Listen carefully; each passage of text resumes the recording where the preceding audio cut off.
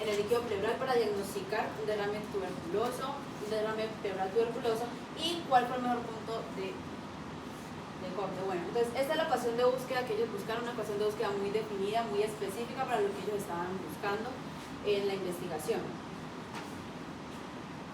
Y estos fueron los resultados. Entonces, 2162 resultados. Así tan sencillo, ¿cómo la búsqueda de la literatura? Porque creo que, pues, te interrumpa no por molestar, sino porque si no queda claro esta estrategia de búsqueda y no es claro cómo funciona esto, pues el estudio no va a tener validez. Es decir, los resultados que vamos a obtener, lo importante es hacer esta buena búsqueda. Entonces, cada uno de esos términos, dependiendo del buscador que utilice en la base de datos, lo que se conoce, por ejemplo, en PubMed sería términos MESH, ¿cierto? La palabra, adenosina-linasa, ¿cierto? Y ustedes empiezan a hacer combinaciones con lo que se llaman operadores booleanos, el OR, el AND, uno lo puede combinar con el AND, OR o incluso con NOT. ¿Por qué es importante, allá atrás los que están viendo, por qué creerían que es importante esta búsqueda con estos operadores booleanos? ¿Qué es lo que garantiza eso? O sea, entienden cuándo utilizar AND, cuándo OR, cuándo NOT. ¿Me permite generar como una información más precisa, más a lo que yo estoy buscando? Es como hacer un filtro específico, ¿cierto? Entonces, si usted combina, ejemplo, con AND, OR, o coloca solo OR, vas a encontrar muchísimos artículos, ¿cierto? Entonces uno trata de ir reduciendo el número de artículos porque eso es un universo y te pueden salir miles de artículos, pero pues no vamos a revisar 1.000 artículos para hacer una revisión sistemática. Entonces, el hecho de escoger una buena palabra y un buen operador booleano te garantiza que el resultado, que te pueda responder el objetivo adecuadamente. Entonces supongan que ustedes en este salón van a tratar de hacer, cada uno de ustedes son artículos de estos de los que se está buscando, y yo soy el que lo estoy buscando y pretendo entonces seleccionar una población especial de artículos que yo quiero evaluar. Entonces yo puedo empezar por decir que solamente me interesan mujeres cisgénero, pero además que sean mujeres sin género, entonces le pongo uno, entonces mujer cisgénero, y o sea, que además tenga otra característica, menor de tantos años.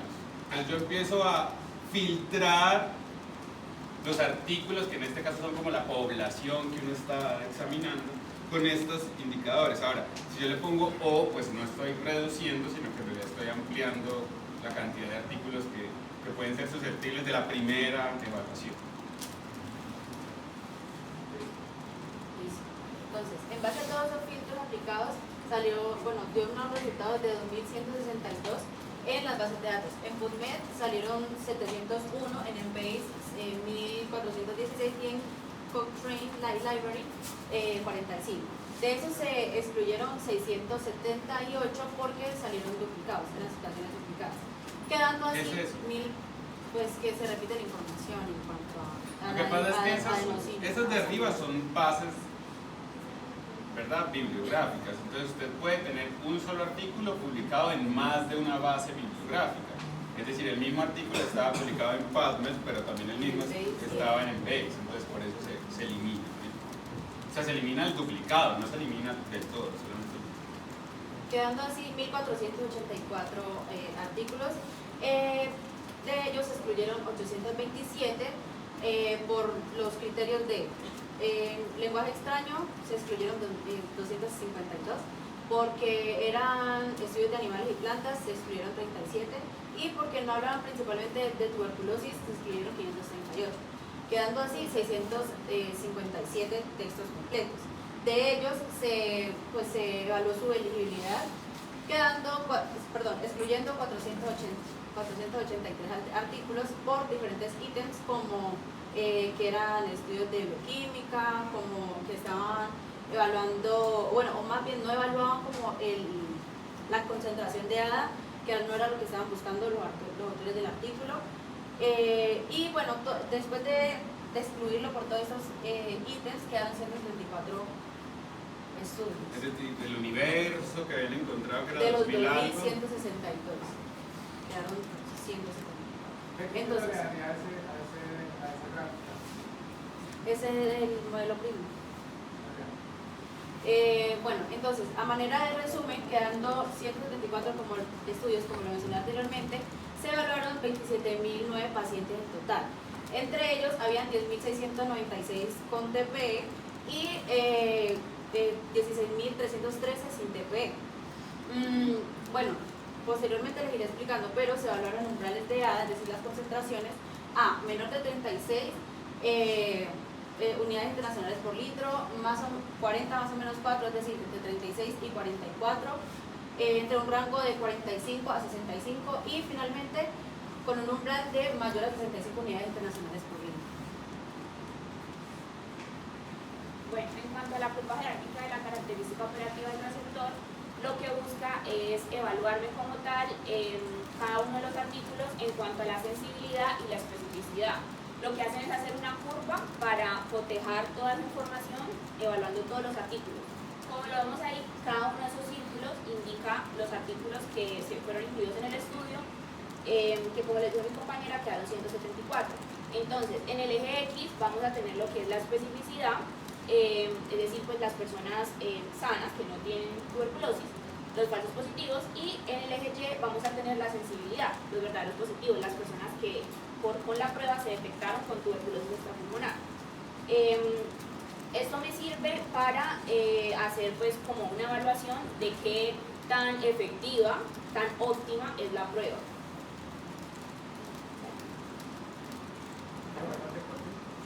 ¿Qué más le quieren completar a las compañeras? Está bien. Que la curva se muestra en una posición superior. Cuando la curva está en la posición superior izquierda, eso me indica que la prueba es óptima. Entonces, que es discriminativa, o sea que... Este gráfico es una variante de la famosa curva LOG, que la van a encontrar siempre en los estudios de pruebas diagnósticas. Y si ustedes ven la línea roja, todo lo que esté por debajo de la línea roja, la área debajo de la curva, pues serían aquellos que no tienen tan buena sensibilidad y la especificidad no es tan buena. O sea, lo ideal es que estén bien arriba, como tú lo dijiste, en el cuadrante que está por encima de la curva. O sea, que mire el concentrado de artículos que reflejan, digamos, la sensibilidad y especificidad por encima de la curva. Bien. Bueno, entonces, según los resultados, tenemos que la sensibilidad es de un 92%, pues bastante alta. La especificidad de un 90% y tenemos la razón de verosimilitud diagnóstica, que para qué me sirve eso. Entonces, eso es una medida única que combina tanto la sensibilidad como la especificidad en un solo valor. Y entre más alto sea el DOR, es decir, la razón de verosimilitud diagnóstica, mejor calidad discriminativa va a tener la prueba diagnóstica. ¿Cómo se saca? Entonces, ese DOR se saca verdaderos positivos por verdaderos negativos sobre los falsos positivos por falsos negativos. Bueno, vamos con otra pregunta. Por acá. ¿Quién la va a hacer? Tingo, tingo, tingo, tingo, tingo, tingo, tingo, tingo, tingo, tingo, tingo, tingo, tingo, tingo, tingo, tingo, tingo, tingo, tango. En base a la sensibilidad y la especificidad que fue de 92% y 90% respectivamente, el metaanálisis refiere a ADA es 100% confiable y no requiere pruebas confirmatorias. B. ADA es la gol estándar de la tuberculosis extrapulmonar. C. ADA pierde autonomía por la presencia de sesgo. D. ADA pierde autonomía para el diagnóstico de tuberculosis extrapulmonar por presencia de sesgo. Está buena. Esa deberíamos de probar en el examen, una pregunta así. Coloque la profe.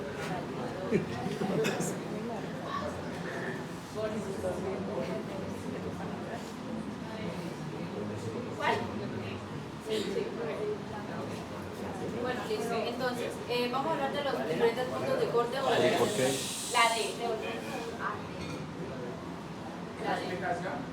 ADA pierde autonomía. Ya la vamos a dar ahorita en el rango de los ejes. No, pero la que la respondió, porque la respondió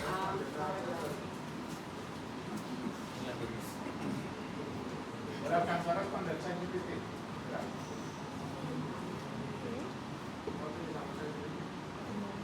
Porque hubo una fuente de cerramiento en el hecho de que cuando los chicos que hicieron estas pruebas ya tenían las pruebas, o sea, ya sabían que tenían TPE. Lo que pasaba era que perdía autonomía, pero el hecho de que como ese que tenían TPE, pues la prueba de ADA ya no sería tan realmente necesaria.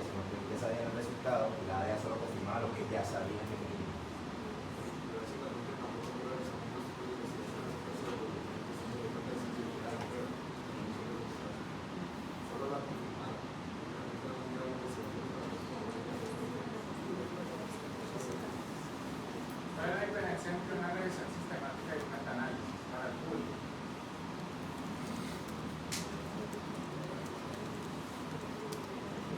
Que la metodología es similar.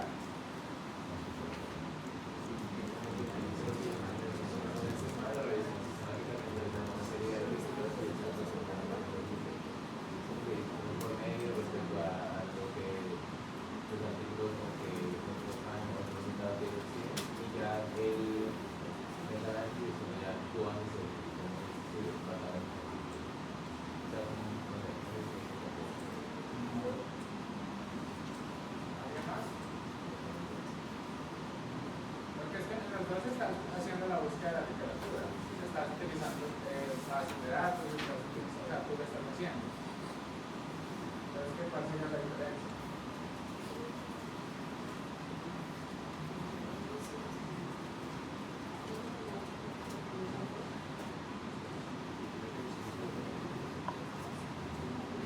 Generalmente las revisiones sistemáticas dan como un resumen organizado, ¿cierto?, de los resultados que tú encuentras en estos artículos.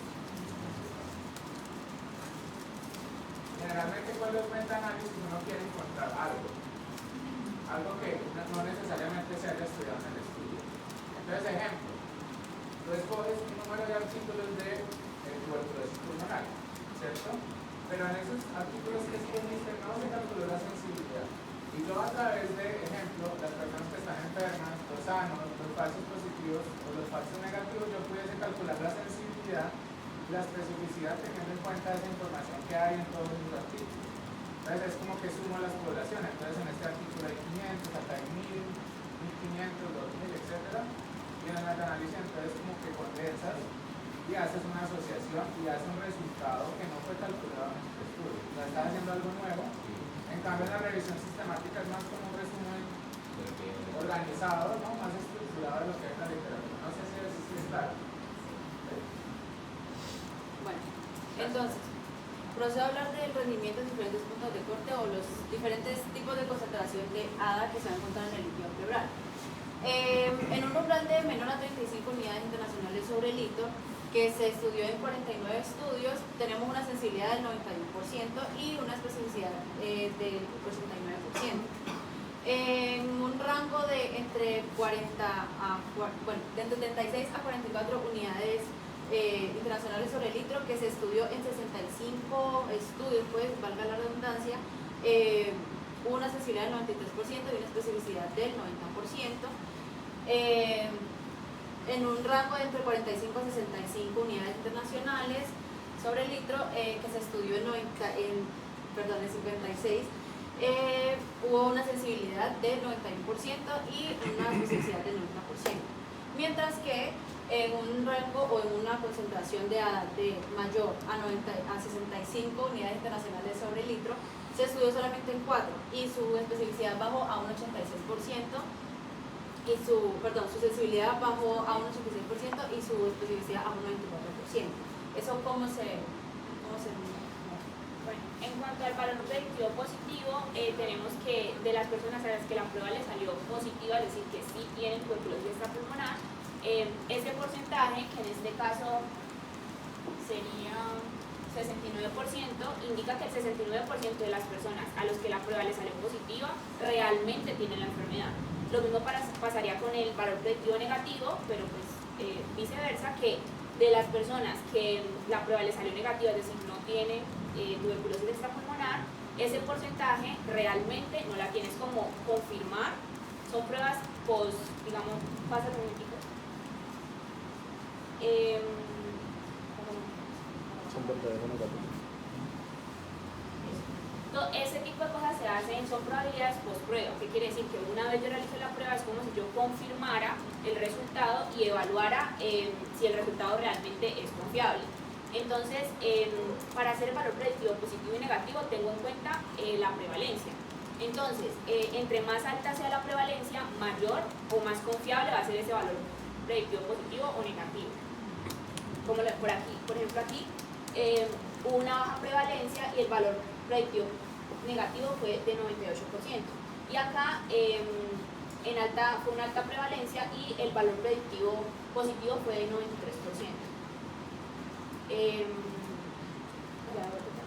En cuanto a sensibilidad y especificidad, entonces, a manera de resumen, en un rango entre 44, más o menos 4, es decir, entre 36 y 44 unidades internacionales sobre litro, se ve una sensibilidad del 93% y una especificidad del 90%. ¿Esto qué quiere decir? Que es muy bueno para detectar enfermos sin dar demasiados falsos positivos. Mientras que en la concentración más alta, que es mayor a 65 unidades internacionales sobre litro, se ve una sensibilidad un poco disminuida del 86% y una especificidad del 94%. Esto es mejor para confirmar TPE que para descartarlo, pero la evidencia es muy débil porque solamente habían 4 estudios. Y los otros rangos que les mencioné anteriormente eran entre 45 a 65 unidades internacionales sobre litro, 36, menor a 36, y pues son resultados intermedios que no tienen mucha relevancia en cuanto a la detención y el diagnóstico. Listo, entonces hablaremos de las limitaciones en los resultados. Este es un test de test. Este test es una herramienta estadística que lo que hace es evaluar los sesgos de publicación. ¿Qué pasa? En ocasiones hay estudios en los que son muy pequeños, o más bien la población o los pacientes son muy pequeños, y en el diagnóstico quizás sea efectivo. Y por el contraste hay otros estudios que tengan población más grande y estén evaluando un diagnóstico para alguna enfermedad y no sea tan bueno. Entonces lo que busca esta prueba es evaluar el riesgo de publicación. En este caso, bueno, se dice normalmente en la literatura que para que haya un riesgo de publicación o la prueba más bien sea positiva, debe dar un P o una pendiente menor a 0,05. En este caso, en este artículo, la P dio de 0,01. Es decir, que hay un riesgo muy alto, o más bien hay sesgo de publicación en el artículo. Y esa es una de las limitaciones en esta investigación.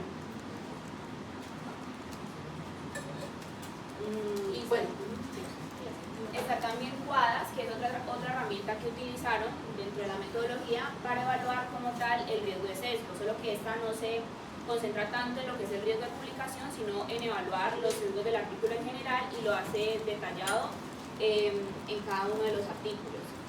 Y ese QUADAS tiene como 4 componentes a evaluar, que son la selección de los participantes o de los pacientes, es decir, características de las personas que se incluyeron en el estudio. Está la prueba diagnóstica, ahí evalúan como tal los criterios de la prueba diagnóstica, cómo ella va a demostrar lo que se está evaluando. La prueba de referencia, porque siempre se tiene un rango de donde parte la evaluación de la prueba diagnóstica, y el flujo y cronograma es cómo circula, o sea, cómo transcurren los participantes alrededor del estudio, o sea, evaluar todas las cosas que enfrentan, bueno, todo en general. A lo que se refiere heterogeneidad elevada es que se ve una diferencia muy marcada entre los estudios. Y eso se puede deber a los diferentes puntos de corte que les mencioné anteriormente, es decir, las concentraciones de ADA, y también a que el estudio se hizo en diferentes poblaciones, en las que en unas era muy endémica para la tuberculosis extrapulmonar y en otras no. Y pues tiene un 80% de heterogeneidad. Esa es una limitación muy grande para tomar ese diagnóstico como pues, bueno.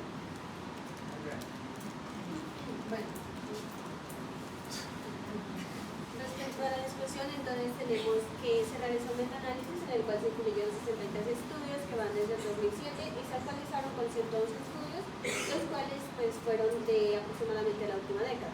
Entonces, en este orden de ideas, prácticamente se dice que ADA es útil, sin embargo, es muy cambiante respecto a las áreas geográficas, como podemos ver África, India, China, Europa.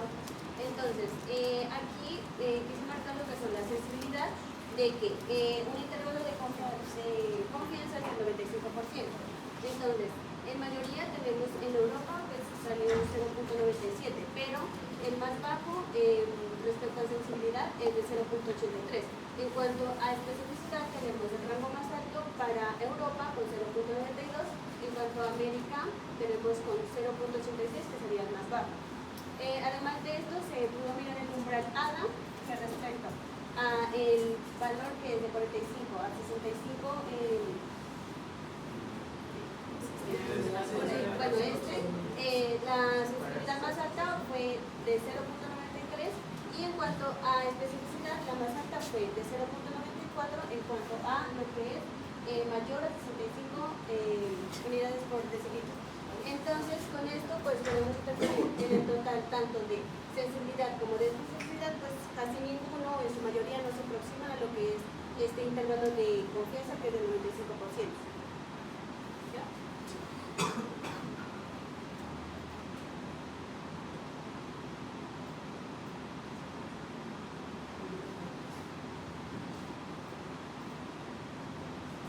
Bueno, entonces, respecto a esto también se menciona en esta discusión que nuestros datos no apoyan mejorías en la especificidad. Entonces, esto claramente, pues, como desmerita lo que sería la aportación de ADA.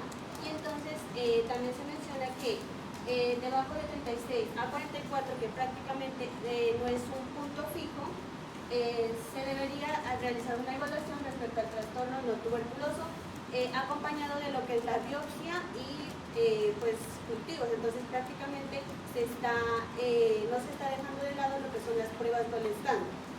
Respecto al contrario, pues que un nivel más alto, que es mayor a 65 unidades por decilitro, se dice que es sugestivo de TPE. Por lo tanto, se debe acompañar de lo que sería una terapia antituberculosa empírica mientras se esperan los resultados. Es decir, todavía no se dejan las pruebas Gold estándar y que prácticamente se debería aplicar más que todo en las áreas de prevalencia. Y también se mencionan las muchas limitaciones, como es descartar lo que los artículos, los estudios, perdón, que son en otro idioma, y además de eso, que solamente de 174 estudios se tomó 80 de ellos, haciendo de que no se excluya este estudio de un sesgo de clasificación errónea.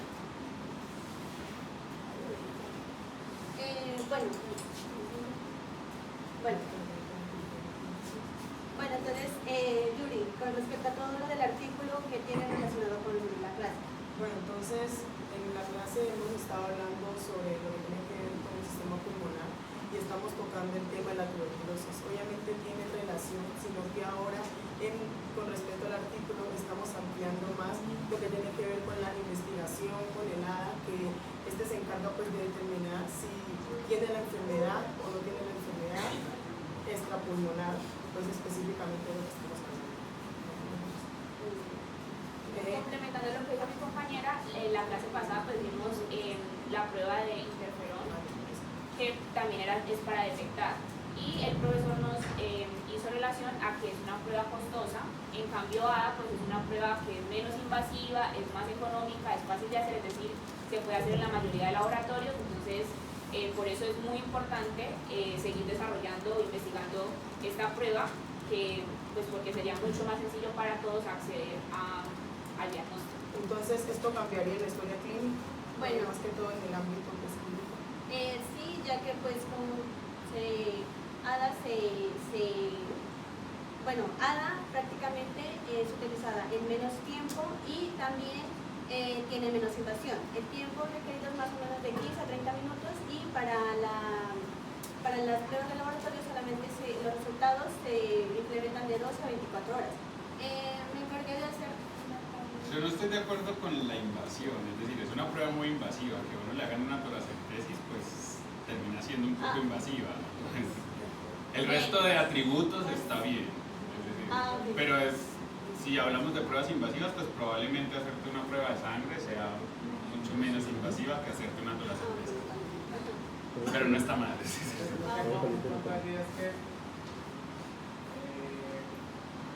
Digamos que la contraparte, lo que dice el profesor de verdad, pero la contraparte sería que cuando uno hace una toracentesis sería más como terapéutico. Entonces, como que ejemplo, si tiene un órgano pleural masivo, entonces de una vez como que le sacan el líquido, después pues aprovecha usted para hacerle las vertebradas. O sea, es verdad, yo no le haría una prueba, no le haría una función torácica solo para hacerle TPA. ¿Estamos de acuerdo en eso? Sí. O sea, no pueden indicar una toracentesis solo para hacerle test de ADA. Es decir, la toracentesis debe ser terapéutica, es decir, drenar el derrame pleural, pero además usted lo va a utilizar como diagnóstico porque va a tomar una pequeña prueba para eso. No solo hacen test de ADA, ¿no? Hacen un montón de cultivos, hacen también regulares, citoquímicos, ¿cierto? Hay algo que a mí me gustaría que ustedes explicarnos, sino que ustedes qué concepción les deja que Cuando yo tengo pruebas con unos valores muchísimo mayores a 40, es decir, mayores de 65, la sensibilidad y la especificidad es menor. ¿Cómo así? Devuelvan la presentación. Acá. Entonces, ahí, no, la anterior. Eso. Entonces, cuando ustedes ven la sensibilidad y la especificidad de la prueba, en lugar de que la especificidad aumente con valores por arriba de 65, parece disminuir. Pero creo que aquí es porque el estudio se realizó con menos personas. En ese caso, o sea, en el caso de así, son 4 estudios que se tuvieron en cuenta, entonces no es como una medida estándar para globalizar como tal la especificidad y la sensibilidad. Es decir, que solamente 4 estudios habían utilizado el rango mayor a 65 como criterio de diagnóstico para test de ADA positivo.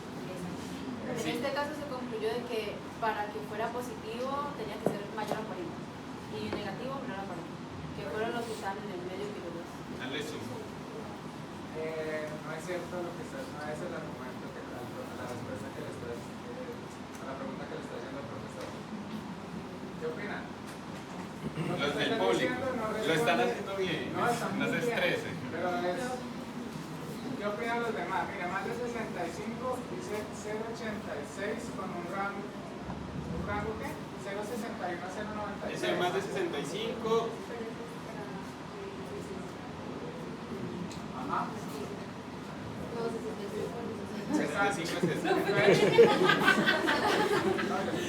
86% y un intervalo de confianza que va de 61 al 96. Ahí está la respuesta. ¿Qué opinan de eso? Está muy extenso. Ahí está su respuesta. Si tienen muy Mucha poquita amplitud. población, el rango se amplía. Pues entonces es como decirte, no, pues del 40 al 90, ¿no? Pues, o sea, Es que el intervalo de confianza es muy amplio. es muy amplio. Entonces, aunque el valor esté dentro del intervalo de confianza, pues no me da confianza que sea un rango tan amplio. Si tú tienes mucha población, el rango se acorta y es mejor, o sea, más preciso. Entonces, tu respuesta está bien, pero a eso, a decir que el rango está amplio y se explica porque son muy poquitos estudios y muy poquita población. Ahora entonces vamos a la pregunta que hizo el profe. No, pero esa estuvo muy buena porque nos ayuda a entender eso. Siempre en todos los artículos miren eso del rango. Todos. Independiente de esto. Eso le sirve para todas sus grupos. Entonces, ¿y cuál era la explicación que ustedes podrían dar, más allá del intervalo de confianza y de que fueran poquitos artículos, que yo tenga una disminución en la sensibilidad y la especificidad de una prueba como ADA para diagnosticar tuberculosis?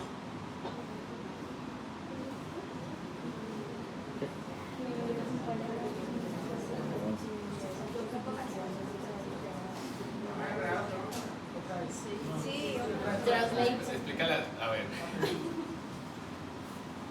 O sea, para uno, ¿por qué uno establecer un punto de corte? Primera pregunta. ¿Por qué establezco un punto de corte, ejemplo, en 60? ¿Por qué no en 20 o por qué no en 100? para hablar en qué punto. En general en cualquier prueba. Porque es importante establecer un punto de corte.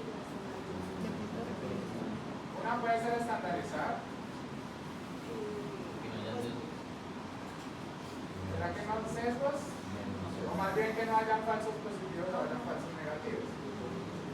Si usted aumenta el punto de corte, ¿qué vas a obtener? Y si disminuye el punto de corte, ¿qué riesgo puedes tener?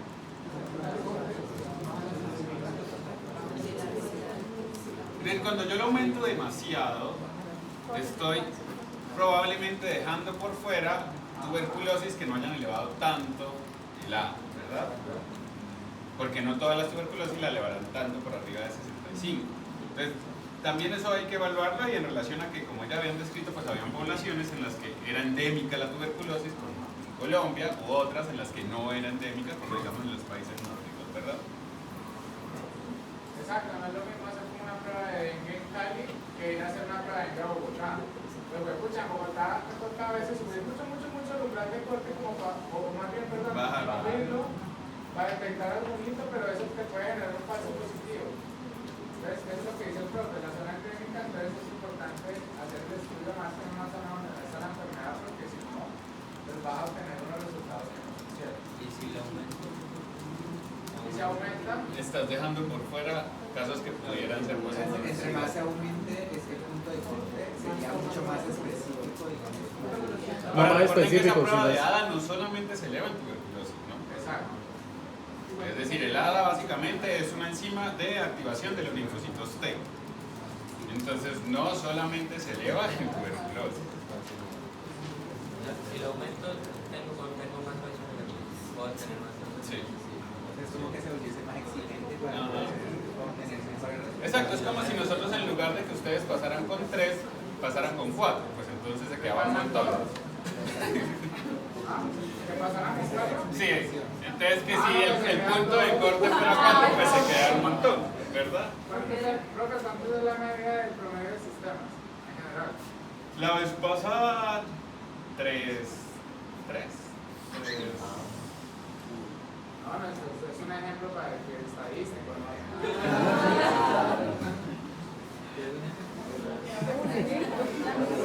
Fue hipotético, ¿cierto?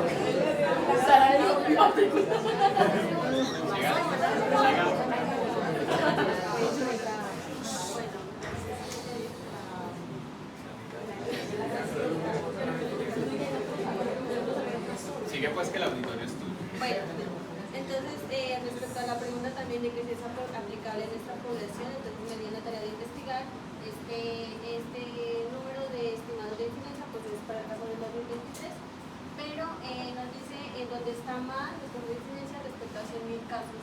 Entonces tenemos en mayoría pues en esta región de Asia, de África y también tenemos una parte de Brasil.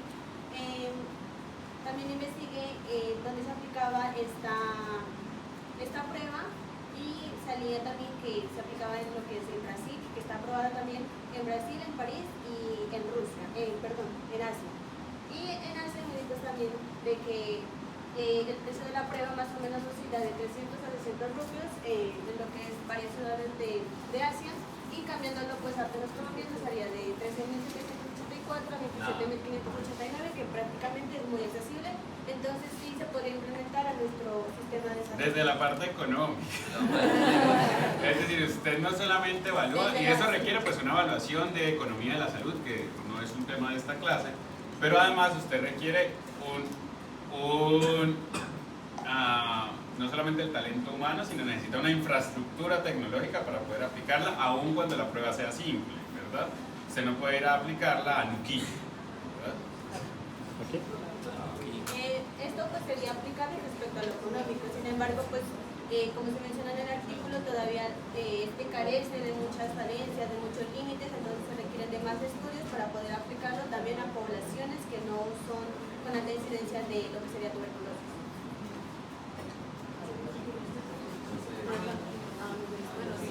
Sí, esta no tiene opciones, entonces es más desde el punto de vista analítico, más objetivo. Pero ya. Ahí responden todos en coro. Pero igualmente esa ya estaba prácticamente. Cultivo, no hay duda.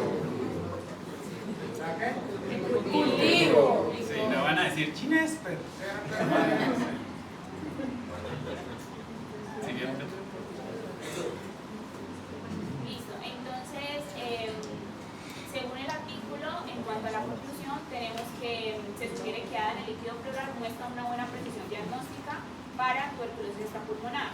Sin embargo, hay que tener en cuenta que, como lo vimos, utilizando las diferentes herramientas se identificaron muchos riesgos de sesgo que hay que tener en cuenta y que reducen un tanto como tal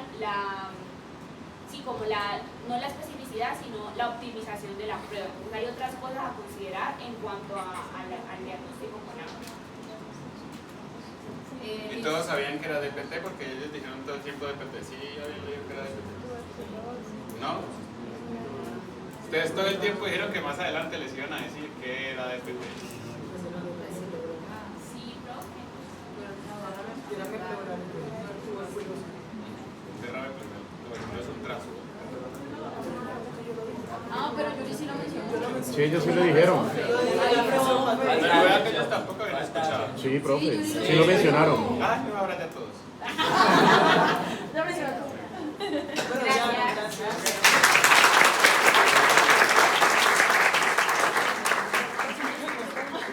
Bien, yo creo que lo han hecho muy bien, es decir, han alguna manera con las expectativas de personas de sexto semestre de medicina. Quinto, profe, gracias. Sexto, ¿verdad? A menos de que subamos el punto de corte a 4.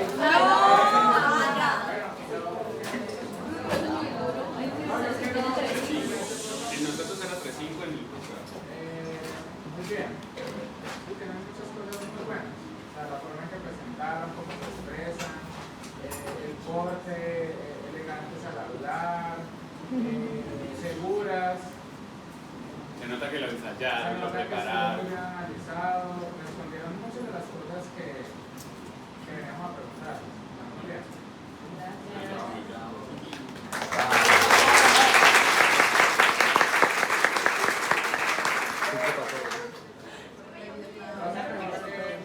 Que cualquier médico graduado, cualquier residente. O sea, el análisis está muy bueno. No es tan común ver ese tipo de análisis. Pero desde luego no es que lo hicieron, o sea, si lo llegaron a hacer anoche, pues entonces son muy inteligentes para poder hacer de noche. Pero si lo prepararon desde antes, pues eso es lo que muestra que usted se esforzó por preparar una presentación, ¿verdad? Ojalá lo sigan haciendo así, es decir, háganlo bien, no hagan las cosas por salir del paso, que seguro les sirva como herramienta no solo para esta materia, sino probablemente para todas las materias y para su ejercicio profesional. Lo único que faltó, que al final no faltó, fue la lista de chequeo. No hizo falta, es decir, si uno estaba viendo la lista de chequeo, pues allí estaban todos los ítems. Si la revisamos, no la incluimos ahí. No, está bien. Está bien, está perfecto así, porque si uno se sabe la lista de chequeo, para el que no la sepa, pues la tiene abierta ahí el Prisma y va viendo, y ellas respondieron a todas las preguntas que habían ahí en la lista de chequeo. Sí, porque es como muy aburrido. Ajá. Como pregunta tras pregunta, que no vea, ¿no? Es una dinámica que todos ojalá utilicen de una forma similar, pues de una forma innovadora. Y cuando presentan las tablas, desde luego que tienen que hacerlo. Si no se saben qué es esa tabla, pues entran y miran qué es esa tabla y cómo interpreto esa tabla o esa gráfica que hay. Es decir, no van a poner como esa gráfica y ahí vemos tal cosa, pero no señalan en el eje de las X que hay, en el eje de las Y. O sea, esas cosas hay que explicarlas al público. ¿Quién sigue? ¿Cuál es el otro grupo? Pues quedan como el presidente explicando la gráfica de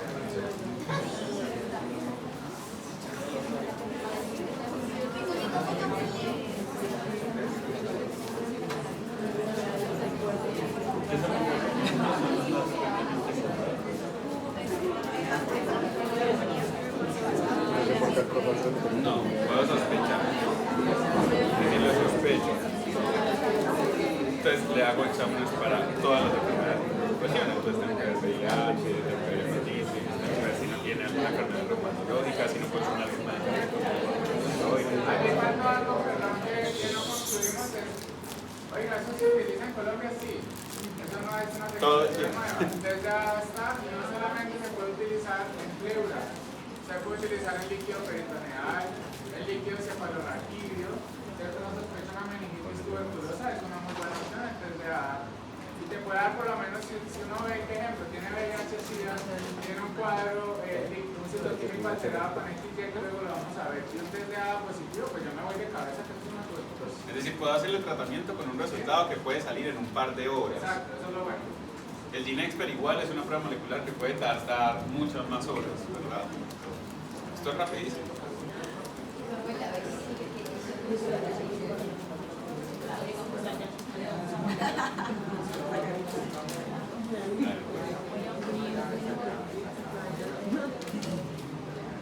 Hay otra cosa que con Andrés estábamos discutiendo y es que si bien nosotros no se lo dijimos, durante la preparación de la exposición ustedes nos pueden preguntar. Gracias. Faltó un pequeño detalle. Pues obvio, si tienen una duda, pues oiga, miren, nosotros decimos esto, lo que más. Hubiese sido bueno saberlo antes de Pues valita, ¿no? ¿Cómo es que van a hacer una asesoría full formalita? Puntual. Bueno, compañeros, buenas tardes. Junto con mi grupo vamos a exponerles hoy la organización del cáncer del pulmón, que se llama IGAR. Entonces, el artículo está publicado en la revista de Cancerología de Colombia y, según el CIMACO, es U4. Listo. Ahora, para entender el artículo, nosotras como grupo pensamos que estos 4 conceptos son los que debemos tener sí o sí claros. Entonces, el tamizaje cribado son pruebas que buscan hacer test para ver si una persona tiene una enfermedad, pues test masivos, ¿no? A una población grande.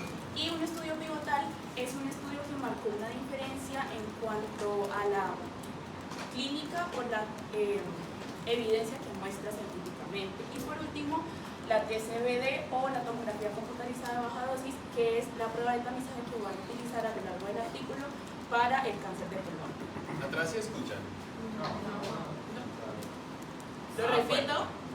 Bueno, no, que suban la voz, nada más. Bueno, principalmente hay que tener en cuenta que el artículo pues, que nosotros revisamos es una revisión narrativa. Lo que quiere decir es que se basa con otros artículos para poder recolectar toda la información y poder sacar pues, como una estadística con base a lo que se estaba pues, estudiando. Entonces, principalmente es un artículo que busca todos los efectos adversos, toda la evolución y todo el tema de tamizajes y estrategias que se puedan utilizar con el fin de poder hacer estudios más adelante y poder como detectar el cáncer del pulmón. Principalmente vamos a tener que el cáncer del pulmón hace parte de uno de los índices principales de mortalidad.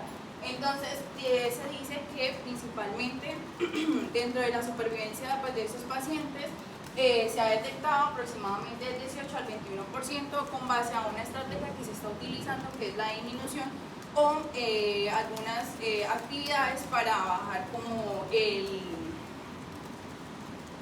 el hábito del tabaquismo. Entonces, más o menos se ha identificado que el 90% de los pacientes que tienen como hábito el fumar, pues pueden acceder o pueden pues, tener esta enfermedad, que es el cáncer del pulmón.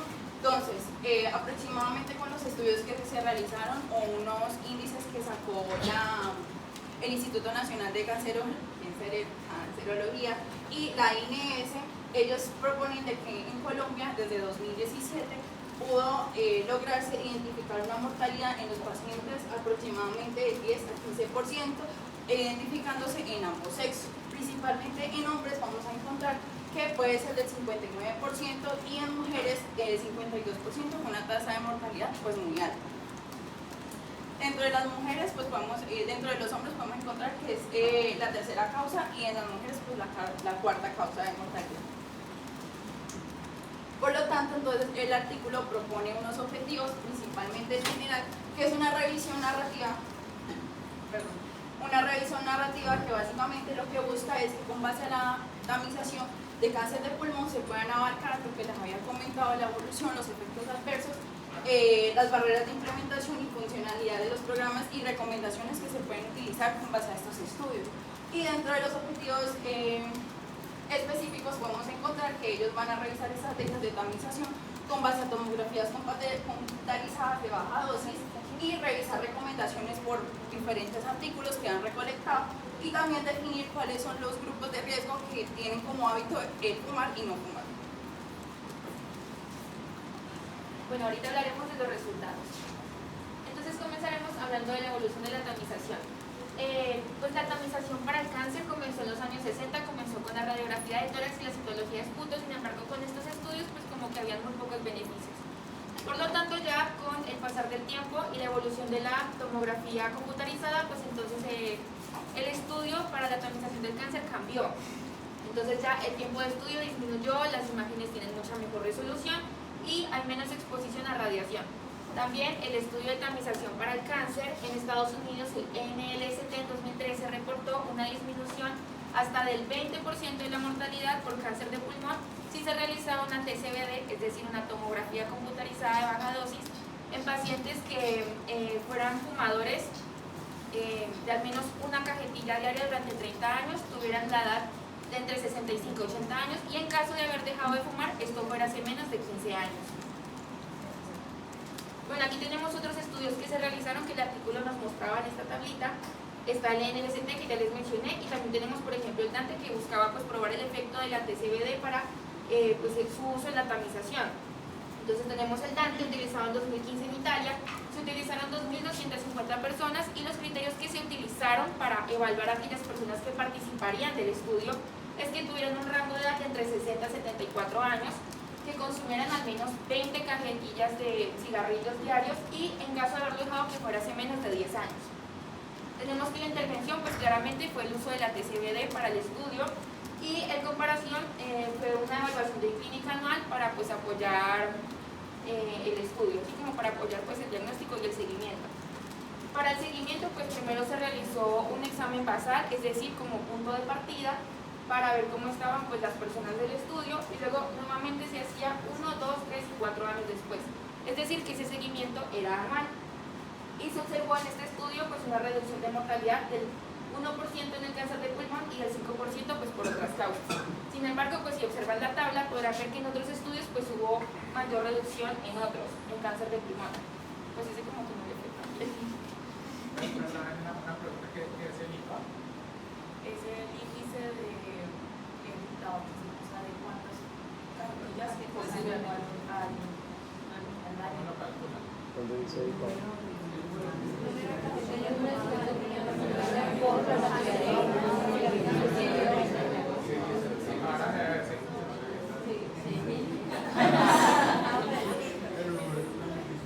Bueno, para el estudio, para realizar esta tamización, entonces el artículo nos proponía 10 pilares a seguir para, pues como requisitos del programa. Primero, la elegibilidad de los pacientes, es decir, determinar qué pacientes son los que van a participar del estudio. En este caso, como ya mencioné, por ejemplo, en el NLST, pues se utilizaron personas de 55 a 80 años, que fueran fumadores, en caso de haberlo dejado, menores a 15 años, bueno, que cumplan todos esos criterios. Segundo, educar a los pacientes, es decir, hacerlos conscientes de para qué sirve el estudio, qué efectos tiene, qué riesgos, qué beneficios, etc. Segundo, la solicitud de los, tercero, la solicitud de los estudios, pues saber cuándo pedir una TCBD. Cuarto, la toma de las imágenes, es decir, que se realice de forma correcta, con una baja dosis y con buena resolución, con una muy buena calidad. Quinto, la evaluación de las imágenes, es decir, que expertos en las áreas puedan dar los resultados, puedan dar pues un análisis correcto y una buena interpretación. Y sexto, la comunicación de los resultados a pacientes y al equipo de salud rápida y clara. Séptimo, la remisión a la red según los resultados, es decir, que en caso de sospechar algo en un resultado pues, de un paciente, se le pueda dirigir al área correspondiente, pues acorde ya sea cirugía torácica, oncología, neumología, pues etcétera. Octavo, la mejoría de la calidad, es decir, para evaluar y estar cambiando constantemente el programa de forma que se pueda garantizar una efectividad y una buena calidad del estudio. Noveno, un recobro al sistema para que todos estos procedimientos pues sean financiados. Y décimo, una participación en investigación pues para generar datos locales y pues que la investigación sea mejor, que haya ¿cómo lo digo? Sí, bueno, para ayudar a la investigación. Bueno, para darte el enfoque de red, entonces vamos a ver que el tamizaje no es un estudio que se realiza de manera aislada, sino que es algo que entra en un sistema de red para seguir un camino claro y rápido. Yo ya les mencionaba que en caso de encontrar algo sospechoso en un paciente, en el análisis de los resultados, entonces pues se le debe ofrecer un camino a seguir. Entonces se realiza la TCBD, se analizan los resultados, en caso de algo sospechoso, se le indica para que pueda seguir ya sea neumología, cirugía, oncología, etc. Y pues aquí participa un gremio de medicina en el que los médicos de las distintas especialidades participan con el fin de que el estudio sea efectivo y el tratamiento pues también. Para hablar del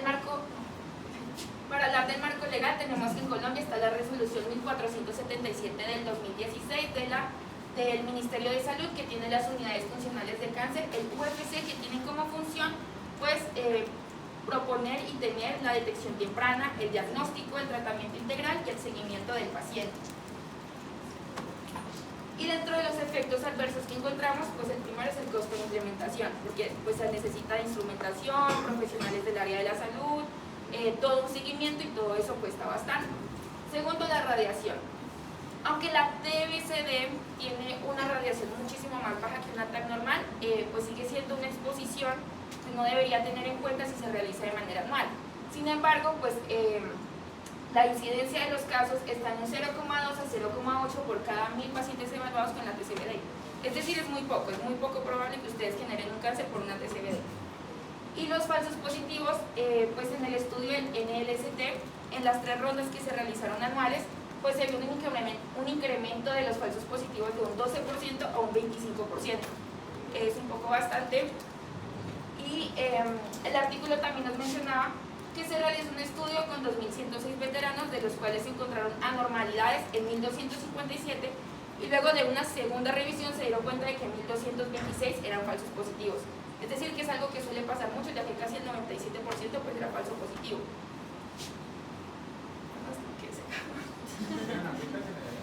¿Café caliente? Mira, bueno, te digo.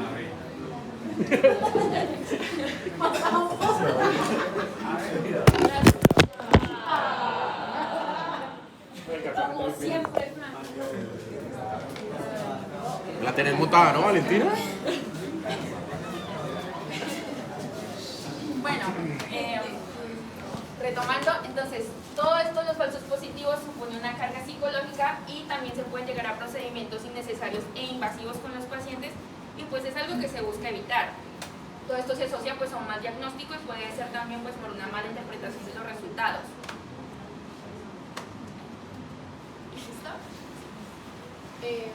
Bueno, pues estas fueron las estrategias realizadas para encontrar para reducir los falsos.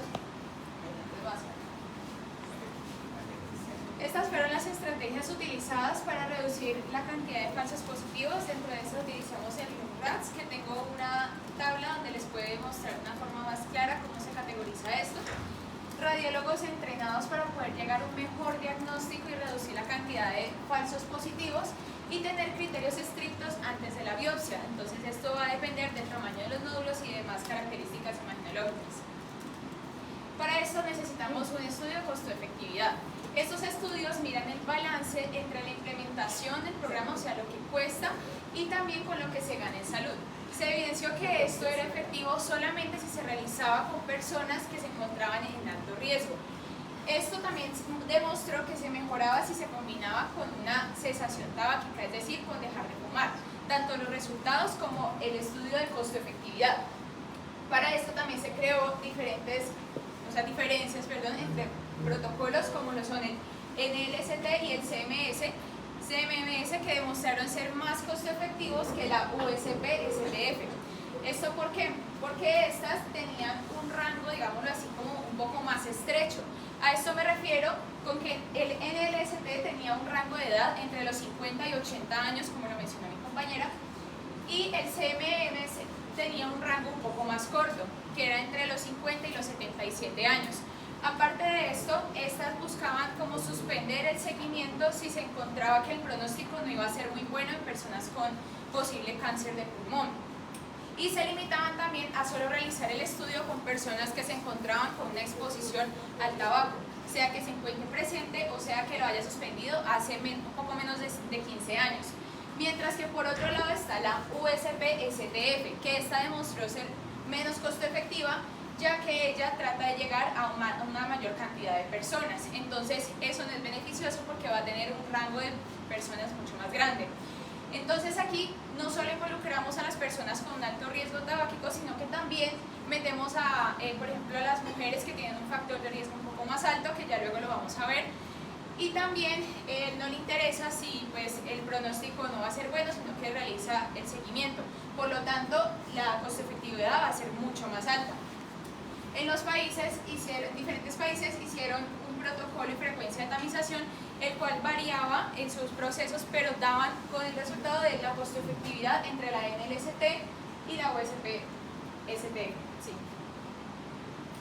También tenemos guías internacionales que realizaron estos estudios. Ellas llegaban a la conclusión de que la mejor forma de hacer un tamizaje era con la TCBD, anual en alto riesgo. Luego lo vamos a ver más específicamente en la tabla. También ella dependía de unas variaciones en guías según los hallazgos. Esto miraba ya la parte imaginológica, tanto el nódulo, como el tamaño, como la morfología. También, dependiendo de esto, según qué tan grande era el nódulo, se daba un diferente ajuste, y ya un ajuste como más profundo al pronóstico era la PET-CT, la biopsia o la broncooscopia. También estos ejemplos se realizaron en Estados Unidos, China, Sudáfrica y Canadá, confirmando estos procesos de las guías internacionales. Esta es la tabla que podemos ver, donde aquí tenemos el estudio que se realizó en diferentes países. Estos son criterios personales de cada paciente donde involucramos los factores de riesgo, el índice de paquetes año y la edad del paciente. Y este es el estudio recomendado que en la gran mayoría se realizó, bueno, en todo se realizó la TCBD, que era el método de elección, y esta columna están relacionadas, ya que esta columna nos indica los resultados imagenológicos y el pronóstico que se va a tomar. ¿Sí? Esto es pues más información de la tabla según los países, más información, y pues en resumen de esas tablas lo que se refiere es que todas utilizan la TCBD confirmando que es el mejor método. Segundo, todas inician entre los 50 y 55 años y se extienden hasta los 77, 80 años. Ellas nos confirman estos procesos y también hay una tamización en Colombia que crearon una guía nacional de práctica clínica para el cáncer de pulmón. Ella tenía de personas, pues público a quien se le iba a realizar el tamizaje, personas de 50 años, fumadores activos o exfumadores hace menos de 15 años y personas con un índice de paquetes año mayor a 30 paquetes año. A estas personas se les realizaba como una información a lo que se le iba a realizar, tanto con beneficios como con riesgos. Y pues esto pues era bueno, pero presentaba una serie de problemas, tales como la falta de actualización y contextualización a la situación del país, la falta de recursos, pero sobre todo la desigualdad. Esto se refiere a que el régimen contributivo tenía mayor acceso a estas pruebas que el régimen subsidiado, lo cual creaba una gran problemática y pues la evidencia que no era tan adaptada. Sí. El impacto en cuanto a los estudios y sistemas. La NRST demostró una disminución en el 20% en cuanto a la mortalidad por cáncer de pulmón. Luego se crearon el estudio de Lung-RATS, que era el que yo les hablaba, en Estados Unidos, la cual nos mostró una estandarización de reportes, facilitar recolección de datos, unificar el manejo y menos falsos positivos, pero todo esto iba encaminado a los resultados imagenológicos. Tenemos también que en Europa se creó la Nelson, donde estas tomaban escalas volumétricas, o sea, el volumen del nódulo, y me tomaban la prueba NOTCAT y la GROWCAT, pero estas aún no fueron globalizadas. Dale, Pau. Esta es la tabla con los puntajes que yo les explicaba. En esta nos explica la categoría, en esta la categoría, en esta el Lung-RATS, las características del nódulo y el tratamiento que se va a tomar dependiendo de las características. Entonces, si salía entre 0 y 2, se categorizaba como benigno y esto nos indicaba que el tratamiento se iba a seguir anual. Si salía en 3 la categoría, indicaba que esto era pues con un riesgo intermedio y la revisión, prácticamente el tamizaje se iba a realizar en 6 meses, cada 6 meses. Y por último la 4A, 4B y 4X se realizaba cada 3 meses debido al tamaño del nódulo, a pues su riesgo, era de alto riesgo. Sí. También estaba la categoría S, la cual era que el paciente presentaba síntomas no cancerígenos, por los cuales la conducta iba a ser enfocada a cada síntoma. Sí. También tenemos nuevos factores de riesgo y herramientas. Dentro de estos factores de riesgo tenemos el sexo femenino, lo que yo les explicaba. Se demostró una mayor susceptibilidad al cáncer de pulmón en pacientes de sexo femenino, inclusive si no tienen el rango de edad que se explicaba donde se tomaban los estudios, incluso menores.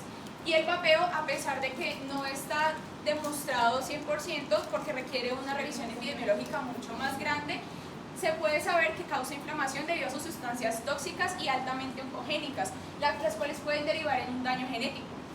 Y tenemos también una evolución volumétrica en los nódulos pulmonares. Esto se realiza con inteligencia artificial y radiómica, las cuales son técnicas nuevas que nos permiten tener un mayor y mejor diagnóstico en cuanto a estos pacientes en los tamizajes. Nos permiten una mejor predicción del estadio, una mejor respuesta, un mejor pronóstico, hasta inclusive una mejor detección de la histología del tumor. Bueno, ahora, ¿qué discutieron o basándose en esto, qué discutieron los autores? Lo primero son las barreras de implementación, que no solamente estamos hablando del costo, que como ya lo mencionó mi compañera, es altamente costoso porque realizar una tomografía anual, estamos hablando de bastante dinero, sino que también estamos hablando de las dificultades de acceso. Como nosotros sabemos y como lo mencionó María Paula anteriormente, el régimen contributivo es el que mejor acceso tiene a la salud. El régimen subsidiado pues tiene un poco más de problemas para acceder a los exámenes y adicional a esto tiene problemas para llegar a las EPS.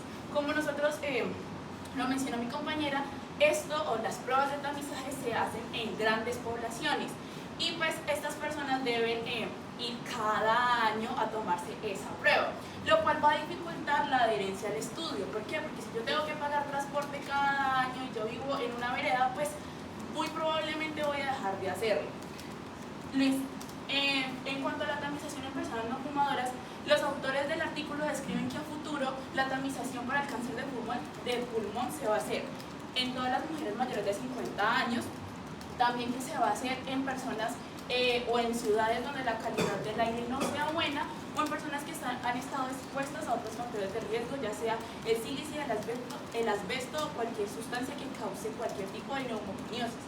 Y por último, la propuesta de los autores es continuar con la guía que tenemos aquí en Colombia, es decir, lo que mencionaba mi compañera, de que a las personas entre los 50 y los 75 años con un índice tabáquico de 30 paquetes año, activos o que lleven menos de 15 años en cese, se le haga la tomografía computarizada de baja dosis. Sin embargo, ellos apuestan o dicen que lo que nosotros debemos hacer aquí en Colombia es buscar estrategias para concientizar al personal médico de que la tomografía no es tan mala como se piensa, porque muchos médicos piensan que la tomografía no es un buen método de tamizaje por lo costoso y por los falsos positivos que arroja, y también concientizar a las personas en métodos de prevención primaria. Es decir, ellos piensan que si bien el tamizaje es importante, lo más importante y lo que nosotros debemos centrarnos en este país es la prevención primaria y pues buscar que las personas dejen de consumir tabaco. Bueno, ya para concluir rápidamente, entonces podemos ver que primero la tamización por TCBD sí es la estrategia más efectiva, pues porque como yo mencionaba, con la evolución de la tomografía computarizada vemos que esta pues suplantó los métodos antes que teníamos, como la citología de esputo y la radiografía de tórax. También pues que tenemos efectos adversos, sí, como los falsos positivos, la infraestructura, los costos de implementación y todo eso, pero pues si nos vamos a ver, los beneficios son mucho más y son muy claros en relación con los efectos adversos. Entonces sí sería pues muy bueno que gracias a las nuevas tecnologías, gracias a todos los nuevos sistemas que hay, pues esto se pudiera implementar. Y tercero, pues que debemos enfocar, debemos tener el enfoque de riesgo más amplio, ya que pues el cáncer de pulmón no se limita al tabaquismo, sino que como ya sabemos puede ser por tuberculosis, minería, contaminación, etcétera, y muchos más factores que nos pueden pues propiciar el cáncer de pulmón. Bueno, ahora vamos a hacer el análisis del artículo. Nosotras como pues, grupo encontramos que el artículo se basa en los estudios pivotales sobre la tamización del cáncer de pulmón, como lo vimos en la primera tabla, o sea, literalmente cita todos los estudios que hay sobre eso. Sin embargo, no hay metodología en el artículo, se especifica que es una revisión narrativa y si bien las revisiones narrativas no tienen una tabla prisma a seguir, o sea, no hay una tabla que diga que es para revisión narrativa, solamente para sistemáticas, y las sistemáticas pues son más rigurosas, pues no se dice como qué estudios incluyeron, de qué año son, qué otras cosas tuvieron en cuenta, por qué estos sí, por qué estos no, o sea, eso no se tiene en cuenta en ningún momento. Lo que nos da como resultado un sesgo de elegibilidad. Bueno, nos da ese resultado, ¿por qué? Porque yo como autor, si lo que quiero es decirle a usted que la tomografía de baja dosis es lo que usted tiene que hacer para tamizar el cáncer de pulmón, pues yo escojo los artículos que tengan como resultado o que tengan algo a favor de esto, es decir, un artículo que me demuestre que disminuyó la mortalidad, y no voy a tener en cuenta a aquellos que digan que no fue tan efectivo. ¿Sí me hago entender? Sí. Bueno, eso en cuanto a la validez del artículo, o sea, no es tan válido como pues, debería ser un artículo. Ahora, entre la aplicabilidad y los sesgos, bueno, tenemos que el artículo sí es aplicable, pero tiene muchas limitaciones. ¿Por qué? Porque los artículos están realizados en Estados Unidos, o sea, los artículos base están realizados en Estados Unidos, Europa, China y Asia, y Canadá. Estas poblaciones tienen primero un sistema de salud muy diferente al de nosotros. O sea, en Estados Unidos la gente que va a acceder a eso es gente que tiene dinero, o gente que vendió o hipotecó su casa o hizo muchas cosas, cosa que aquí no sucede. La gente en Colombia no prioriza tanto la salud, Entonces, eso pues da una limitación muy amplia pues por el costo del tamizaje. Sin embargo, pues sí es aplicable y sí podemos hacer este tipo de estrategias de tamización. Y los sesgos, pues claramente sí tiene sesgos. Primero, pues no especifica la metodología, así que hay un montón de sesgos de elegibilidad, pero también tiene un sesgo de que extrapola todos los resultados de la población estadounidense y pues demás poblaciones a este país. ¿Qué cambia con eso? Que la calidad del aire no es la misma, el tipo de población no es el mismo y no se tuvieron en cuenta, como lo dijo pues María Paula, las mujeres tienen más riesgos de presentar cáncer de pulmón. En los artículos que se mencionaron se tiene en cuenta eso, sin embargo cuando extrapolan eso no se tiene en cuenta como la exposición de las mujeres aquí en este país a otro tipo de cosas o a otro tipo de sustancias tóxicas.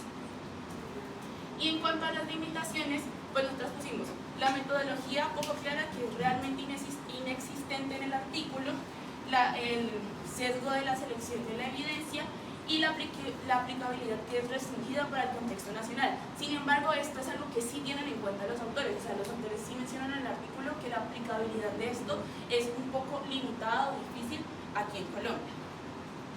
Ahora, la lista de chequeo. Como les dije anteriormente, no hay una lista para la revisión narrativa. Entonces, nosotras ¿qué hicimos? Tomamos la lista de la revisión sistemática, uno para mostrar lo riguroso que es una revisión sistemática comparada con una revisión narrativa, y segundo para mostrar todo lo que no tiene el artículo. Lo primero, el título debería identificarnos que es una revisión, es decir, debería llamarse tamizaje, cáncer de pulmón, una revisión narrativa o una revisión no sistemática. Sin embargo, pues no se llama así, solamente tamizaje, cáncer de pulmón, entonces con eso no cumple.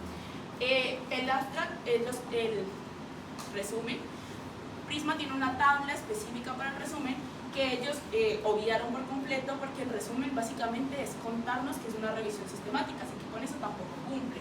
La introducción, sin embargo, es muy buena, nos contextualiza sobre el cáncer de pulmón, nos dice qué hay, por qué es importante tener en cuenta el tamizaje en el cáncer de pulmón, nos dice la mortalidad, o sea, muestra por qué es importante esto, y nos da los objetivos del artículo. Sin embargo, aquí en el checklist dicen que debería ser claros, o sea, debería decir con el objetivo de...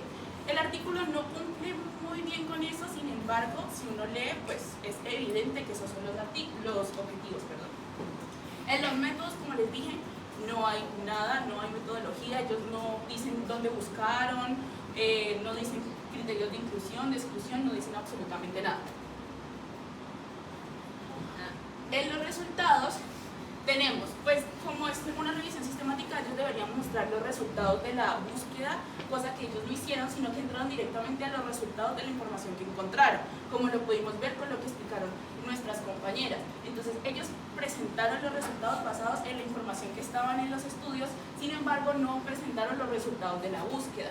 Y por último, en la discusión, ellos sí discuten o sí plantean nuevas propuestas, sin embargo no tienen en cuenta los artículos que buscaron para esas nuevas propuestas y no hay otro tipo de información en el artículo.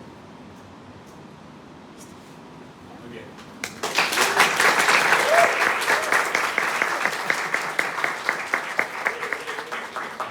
Yo sabía que faltaba Julián. Hoy lo han hecho muy bien, es decir, de alguna manera han cumplido con las expectativas que teníamos alrededor de la actividad. Siento que es la actividad que más probablemente tenga un efecto enriquecedor en ustedes, que probablemente sí se pueda aplicar. Así como Andrés les resaltó a ustedes algunas de las cosas, por supuesto hay que decir que también lo hicieron bien, que hay que saber manejar el escenario, que hay que saber manejar la voz, que se han parado acá de manera adecuada y que han hecho una revisión pues importante acerca de la guía de tamización. Son artículos diferentes y por supuesto la dinámica del artículo es diferente en cuanto al otro, por supuesto.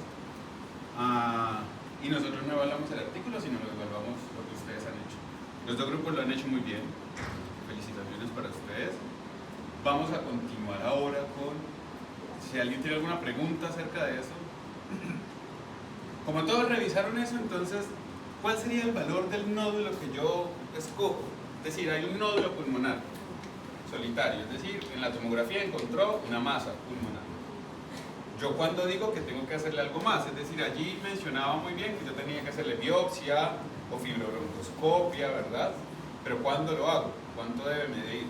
6 milímetros decía.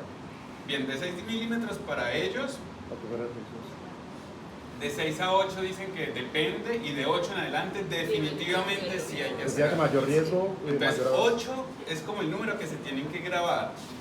Si una tomografía tiene un nódulo que mida 8 milímetros o más, tengo que hacer algo más para saber qué es ese nódulo, ¿verdad?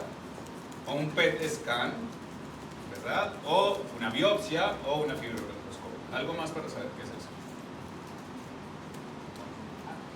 El ejercicio, ¿por qué escogimos ese artículo de revisión narrativa?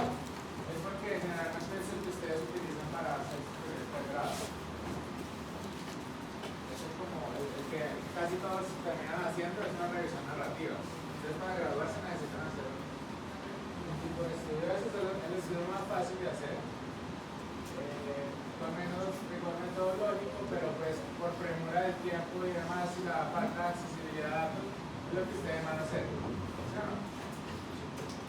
Hacer una revisión sistemática de un análisis es complejo. Y hay que tener un tutor que sepa de esto, que no es tan sencillo. Entonces la revisión narrativa es como ordenar. Usted puede utilizar igual un prisma, ¿cierto? Usted puede hacer una búsqueda en Google, Google Scholar, igual, Linux, o cualquier buscador. Eso es básicamente lo mismo, ¿cierto? Pero no con un trasfondo de hacer un análisis estadístico muy específico, es muy general, es como hacer un resumen, como lo que ustedes hicieron, ¿sí? Es muy difícil de presentar, yo la verdad la felicito porque es muy difícil de presentar una revisión narrativa, es muy harta.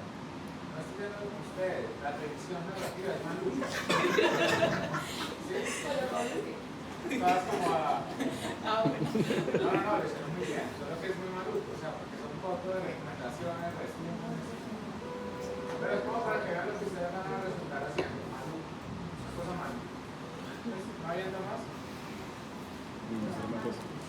Es una crítica que yo tengo al sistema, que para mí no hay que hacer eso, yo tengo una crítica frente a la forma en que tienen que... Pero al sistema de la universidad, no a ustedes. Es decir, pensamos que sería mucho más útil para ustedes, por ejemplo, hacer un reporte de caso y publicarlo en una revista. O hacer una presentación en un póster, en un O congreso. llevar un póster a un O congreso. sea, en esta una revisión narrativa que en la biblioteca está lleno de basura, de CDs, que nadie va a ir a leer esto. Basura lo que no llama literatura gris, basura. Eso no está en ninguna base de búsqueda. Queda en el olvido. Es decir, ¿cuántos de ustedes han ido a consultar una narración de las que han hecho sus compañeros anteriores? Qué mamera, ¿se puede buscar eso?